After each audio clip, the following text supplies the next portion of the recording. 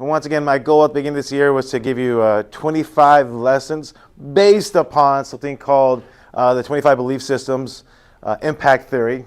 I talked about that before. But the idea is that each of these are like a building block to help you with a growth mindset. And so we're at number 10 right now, and number 10 says this: mistakes are a great teacher to those who are willing to admit that they made one. Oh, you know, I have the benefit of being an old guy, and because I'm old, I made a lot of mistakes, and because I'm old, I really understand what this is all about. When I was your age, I was, and I still am, super quiet.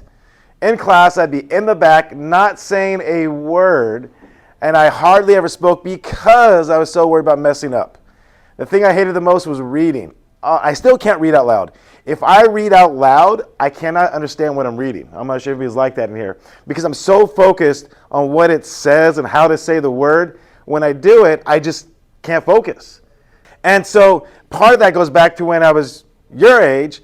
I was so scared of messing up. I was terrified. And I'm not sure if you're the same way or not. But a lot of times at your age, and even older, the last thing you want to do is kind of stand out. You want to draw attention to yourself and anything else. And the last thing you want to do is make mistakes in front of other people. I remember I was sitting down with lunch with my dad many years ago, and it was embarrassing. Because he would just say things and do things like, "Oh my gosh, Dad, this is embarrassing, Dad. Why are you acting like this?" You know, it could have just been something he said, the way he did something, but it was just embarrassing. I'm like, "Oh my gosh, what are people going to think?" And now that I'm older, I realize I'm doing the same thing with my daughter. We'll go somewhere and I'll say something or do something, and she's like, "Oh gosh, you're so embarrassed. Dad, stop doing that. Stop." Whatever it might be. And it's because she's worried about standing out. She's worried about someone judging her. And we feel that way so much when we make mistakes. But here's the gem. Here's what it is right here. If you understand that everybody makes mistakes, if you understand that anybody who's worth anything in life as far as what they did, accomplishment, I guarantee they made a gazillion mistakes. If you study anybody that's successful, you will see a track record of mistake after mistake. People who start businesses, the average is this: someone who's successful at business has like 2 or 3 failed businesses. Businesses that go to business, go out of business before they find the 3rd or 4th one that works. That's just how it is. But the secret is not worried about making mistakes, but the secret is learning from your mistakes and not being afraid to make them. And you can take this on so many different levels. My son, for example, he's on to working out. Do you know, and I'm sure some of you do because some of you work out here, when you work out, do you know what you're doing to your muscles? You're tearing them down, right? If you want to get big muscles, you got to break down your muscles. That's what it comes down to. When you lift heavy weights, you get to a point where your muscles can't handle anymore and they break, they tear. But when they build back up again, they come back stronger. That's life. Don't be afraid to fail. Don't be afraid to fail. That is part of being successful, is failing. You look at Edison, the guy who did the whole light bulb thing. I'm not sure how many times, but he failed time and time and time again. Every time he failed, he didn't beat himself up. He just realized, hey, this is part of the learning process. I'm getting one step closer to finding the solution.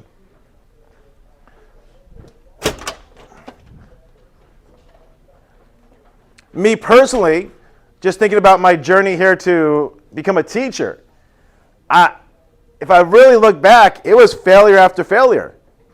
I remember I was going through, so before I went to college, my goal was to go to college, but before I could even get to college, see, when I was in high school, I was taking honors classes. So I thought, oh, sweet, this is going to be easy.